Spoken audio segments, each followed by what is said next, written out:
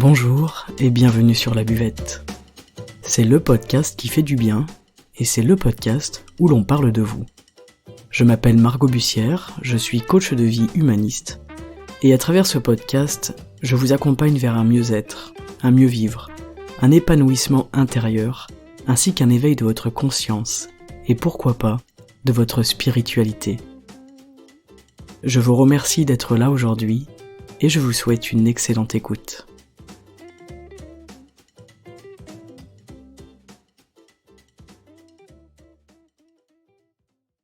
Pourquoi est-ce qu'on a tant besoin d'avoir des idées et d'en faire quelque chose ?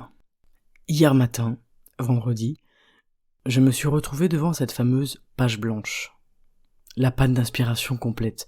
Plus aucun sujet d'avance rédigé à l'avance, mais je me suis dit je ne me laisse pas abattre, et en fait, je vous en parle. Alors voici aujourd'hui un épisode particulier puisque c'est un micro tout simplement qui a été posé hier matin dans mon salon avec Louise, ma compagne. Et c'est une discussion sur la créativité, sur le syndrome de l'imposteur, sur la peur de ne pas être à la hauteur, sur la comparaison, et tout ce qui nous touche et tout ce qui nous traverse au quotidien à propos de ça.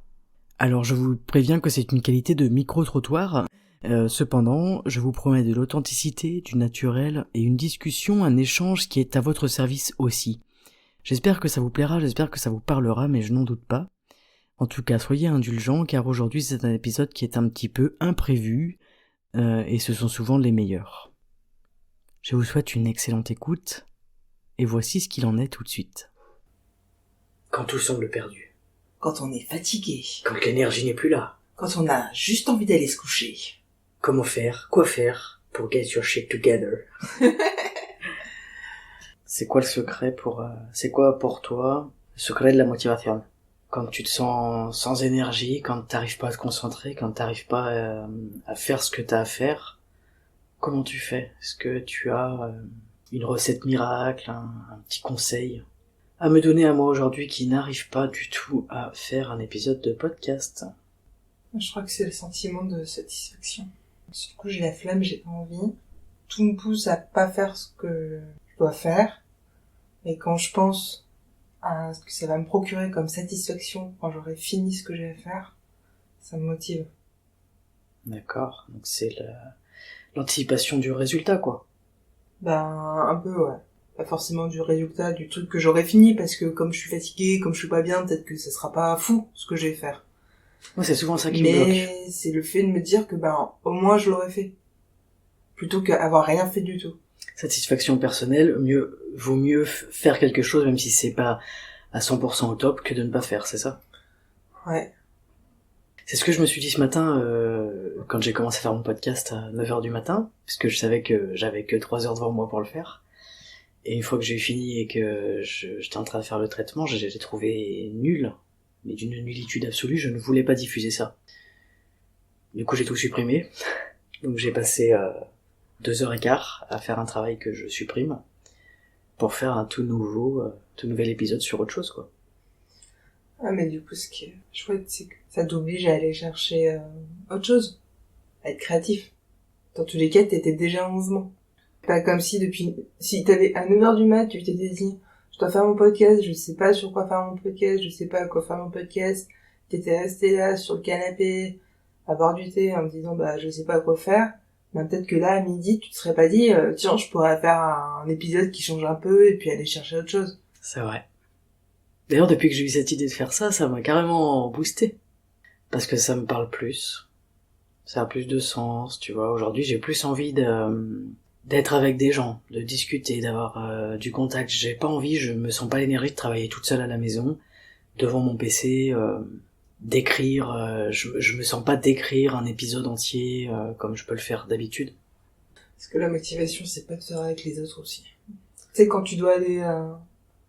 La dernière fois, quand je devais aller au théâtre, je suis rentrée du boulot, et ma dernière envie en rentrant du boulot, c'était de ressortir 1h30 après pour aller au théâtre. Mais comme j'avais motivé des copines pour venir avec moi, que je m'étais engagée d'une certaine manière, et que je m'étais dit, allez, on va y aller ensemble, du coup, j'y suis allée. Alors que si j'avais pas mes copines avec moi, peut-être que j'y serais pas allée, en fait.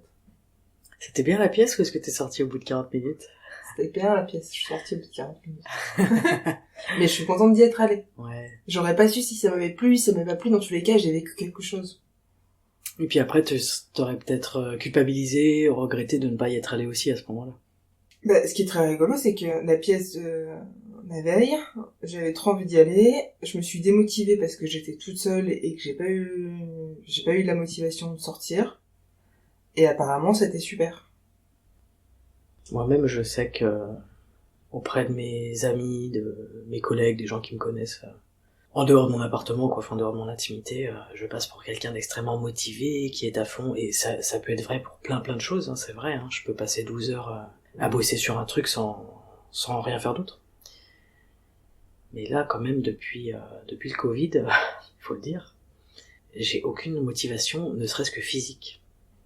Et puis j'ai le cerveau brouillé. J'arrive pas à me poser.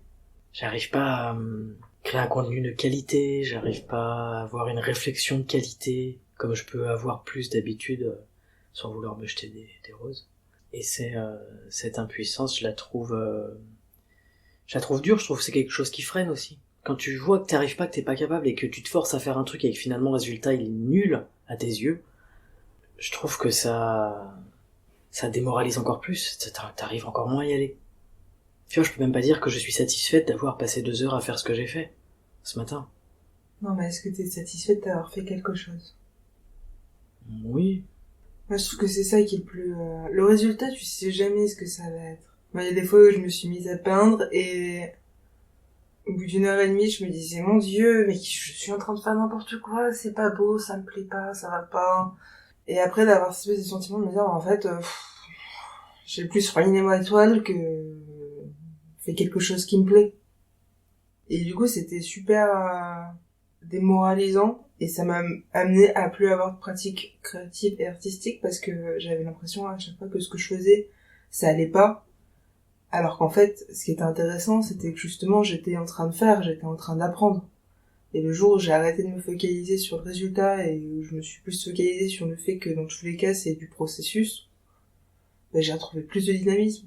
Parce que j'ai un niveau d'exigence qui est trop élevé. Ouais, c'est un peu ce que j'allais te dire, c'est que on a certainement un niveau d'exigence qui est trop élevé. C'est aussi ça. Si j'avais sorti l'épisode initial, malgré que j'en étais pas satisfaite, je me serais moins pris la tête. Ouais. Ça aurait été fini dans 1 heure, c'était terminé, et puis on n'en parlait plus, quoi. Mais en l'écoutant, j'étais vraiment pas satisfaite, vraiment pas du tout.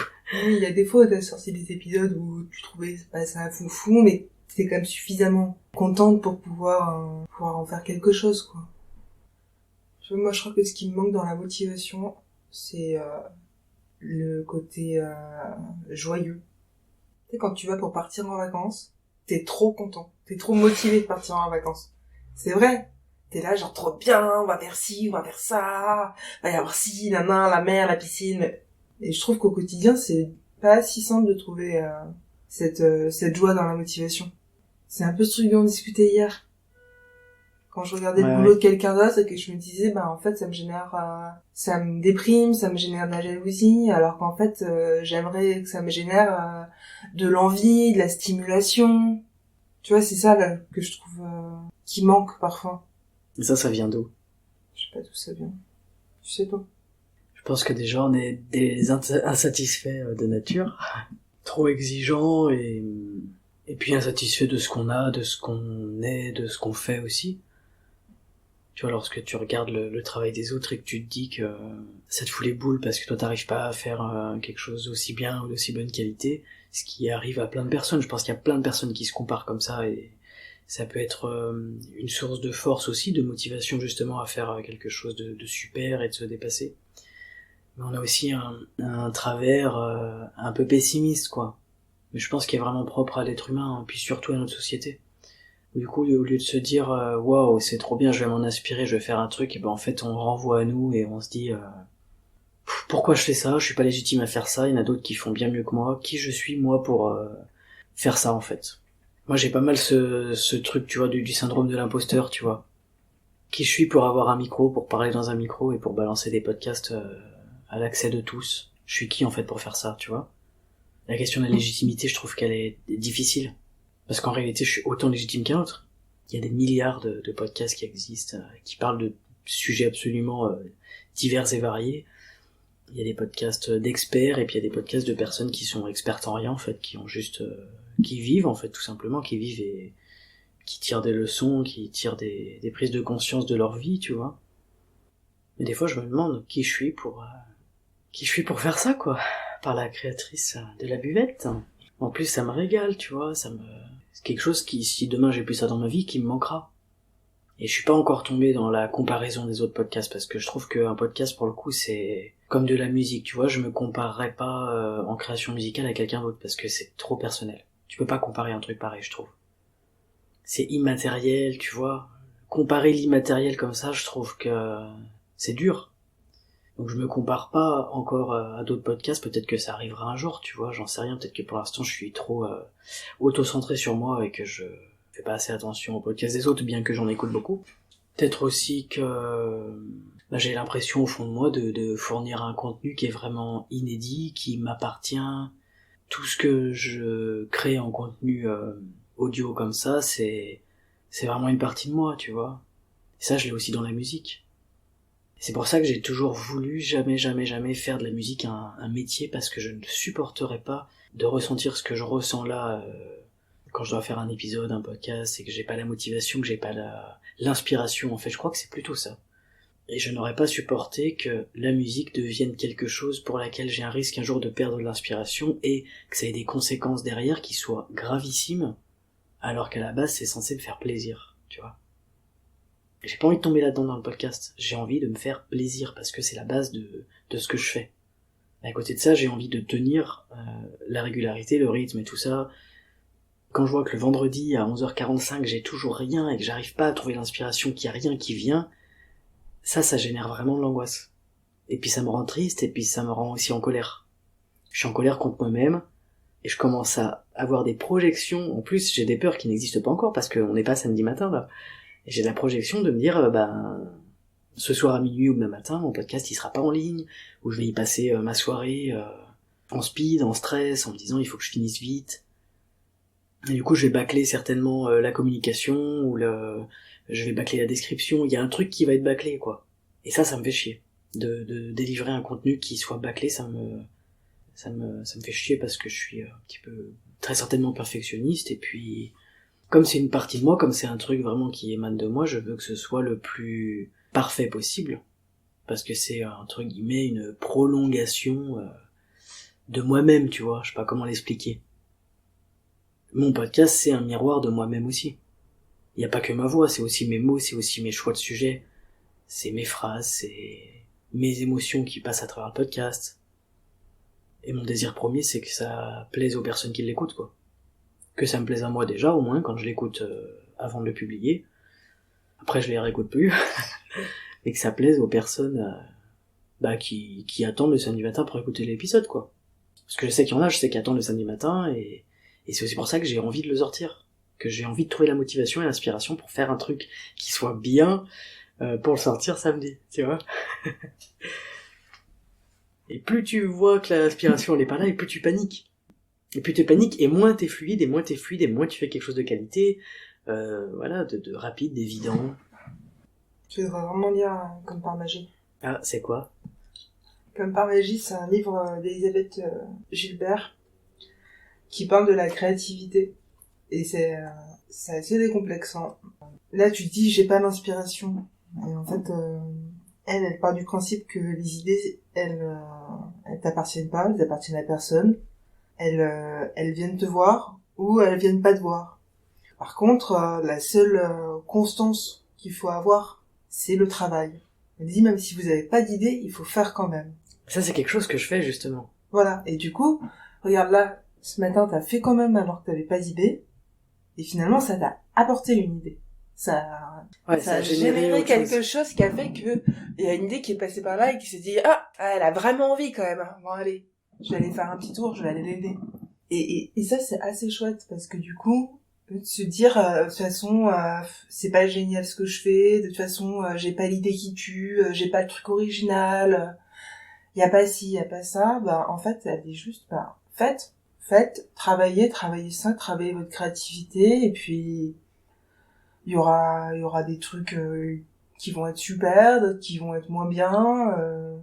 Vous allez commencer à faire quelque chose et puis finalement vous allez laisser tomber parce que c'est pas le bon moment et que la vie fait que. Et puis il y a d'autres idées où vous irez jusqu'au bout. Enfin, c'est assez décomplexant. Et elle parle aussi du rapport qu'on a au plaisir en fait, au plaisir, à la joie qu'on a à être dans la créativité, à ce que c'est en fait d'avoir une vie créative, au-delà de l'idée qu'on pourrait en avoir initialement en fait.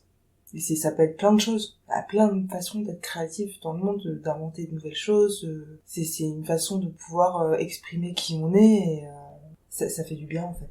Et c'est motivant. Moi quand je lisais ce bouquin, en fait ça m'a motivée et ça m'a aussi enlevé pas mal de barrières où je me disais de toute façon j'ai pas fait de formation pour ça, de toute façon quelle légitimité j'ai à ça, de toute façon c'est pas parfait, et je me suis dit en fait fais, puis à force de faire tu vas t'améliorer, tu vas aller voir d'autres choses, tu vas avoir envie de faire d'autres choses. Et maintenant hier j'ai fait une bougie, c'est la première fois que je faisais une bougie, c'est pas parfait, c'est pas exactement ce que je voulais faire, et c'est pas grave parce qu'en fait c'est la première fois. Donc je vais pas m'attendre à ce que ça soit super dès le début, quoi.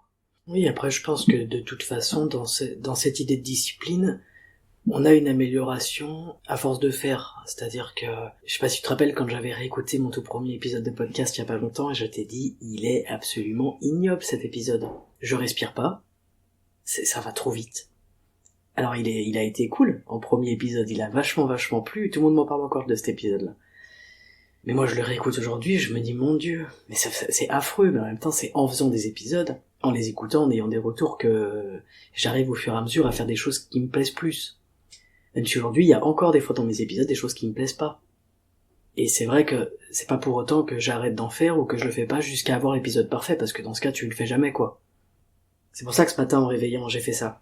Je savais que ma première action de la journée la plus importante c'était de me mettre devant l'ordi, d'écrire, de trouver un sujet, d'écrire dessus, ensuite d'enregistrer.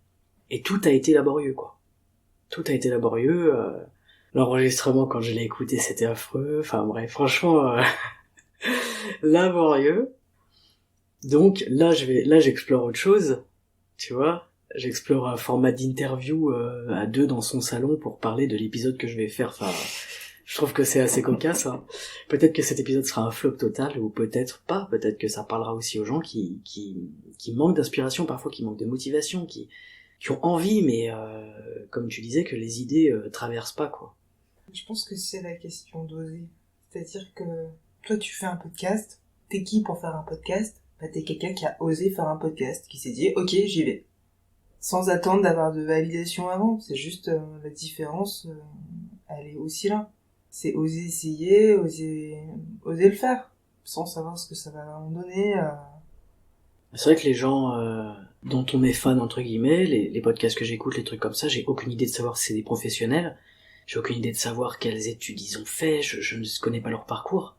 Et en fait, je me pose pas la question. Ou quelqu'un qui va écrire un livre, tu ne te poses pas la question de savoir quelle école il a fait, où est-ce qu'il a appris à écrire, est-ce que lui-même il lit 30 livres par mois, enfin, on se pose pas la question.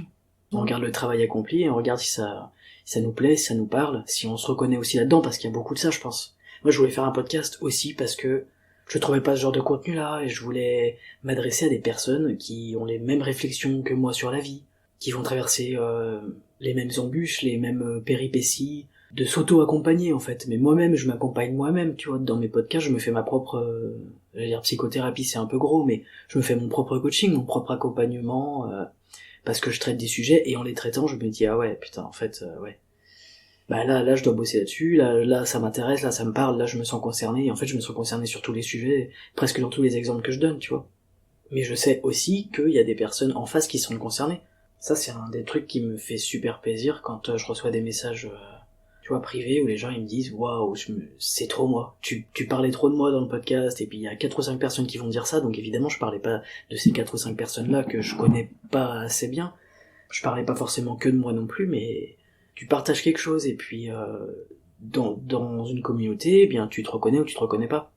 Là, dans ce sujet, tu vois, d'inspiration, d'idées, de motivation, de création, d'être en mouvement, d'être dans la fluidité, il y a des personnes qui vont se reconnaître, et puis il y en a d'autres pour qui ça parlera pas du tout.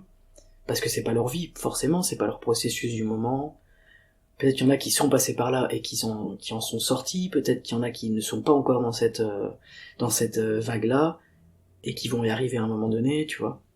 Mais je trouve quand même qu'on est une société de créateurs. De plus en plus de gens veulent créer des choses. Je sais pas exactement pourquoi on le fait, si c'est vraiment pour nourrir l'ego de dire ben moi j'ai fait ça et je laisse quelque chose, tu vois. Si demain je meurs, tu laisses quelque chose, tu laisses ta trace, c'est quelque chose qui revient souvent comme idée.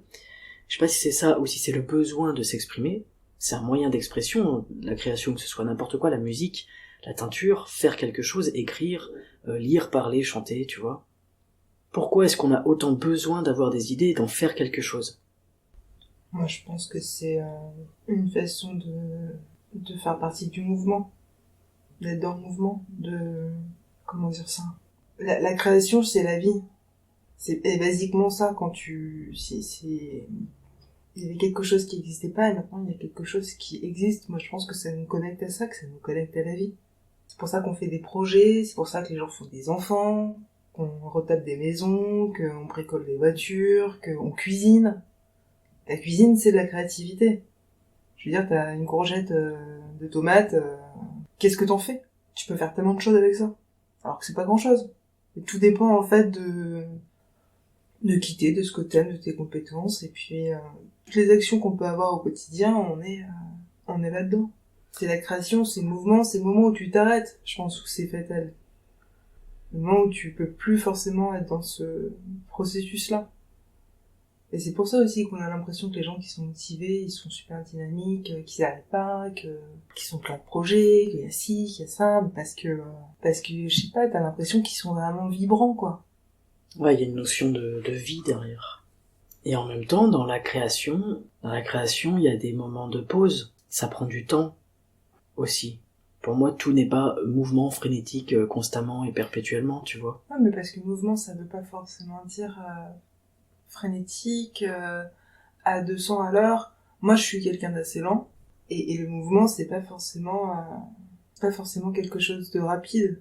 En tout cas, quand tu fais une compote, t'épluches tes pommes, tu les coupes, ensuite tu les mets à cuire. Mais ça se fait pas alors ça peut se faire en micro-ondes, tout.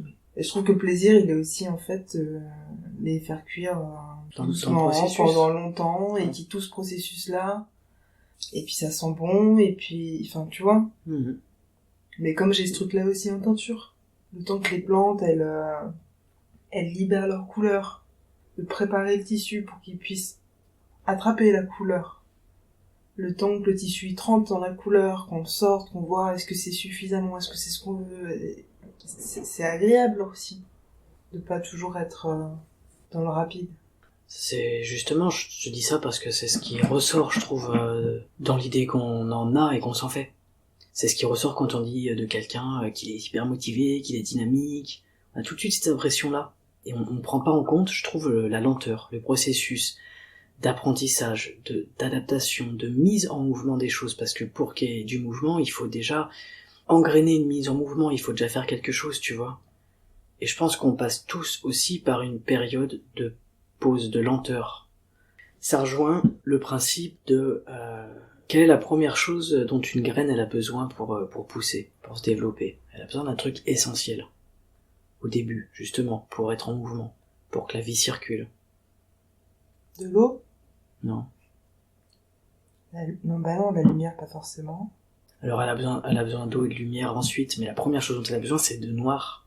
C'est d'être dans du noir. Elle est sous la terre et elle a rien. Elle a besoin de noir et de vide, d'obscurité, tu vois, pour commencer son processus de mouvement. Et ça, je trouve ça fabuleux parce que c'est exactement, par exemple, ce qui s'est passé pour moi ce matin. J'étais dans le noir complet. Je me mettais en mouvement, mais pour rien, quoi. C'est un mouvement qui brasse de l'air, c'est ça que je voulais te dire aussi. Pour moi, il y a une notion de dynamisme qui n'est pas toujours appropriée. Des fois, on a besoin d'être dans ce temps-là, de pause, d'immobilité, d'obscurité, quoi. Et ensuite, effectivement, il faut de l'eau, de la lumière, et alors là, ça pousse, ça sort, ça y va. Mais la première chose dont elle a besoin essentiellement, c'est vraiment d'être dans le noir. Il y a rien, il y a pas d'air, il y a pas de lumière, il y a pas d'eau, il y a pas de bruit. Et des fois, on culpabilise vachement d'être dans ce truc-là. C'est hyper culpabilisant de voir qu'on n'avance pas, de se sentir au ralenti, tu vois, alors que toute la fourmilière autour s'agite et puis chacun fait ce qu'il a à faire, chacun fait ses tâches. C'est culpabilisant, je trouve.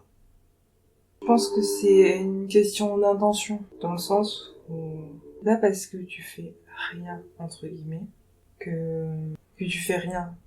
Comment expliquer ça? Si la plante, la graine, elle va se développer dans l'intention d'aller chercher de l'eau et de la lumière pour continuer à pousser. Si elle n'a pas l'intention d'aller chercher de l'eau et de la lumière, il se passe rien. Je suis d'accord que c'est culpabilisant.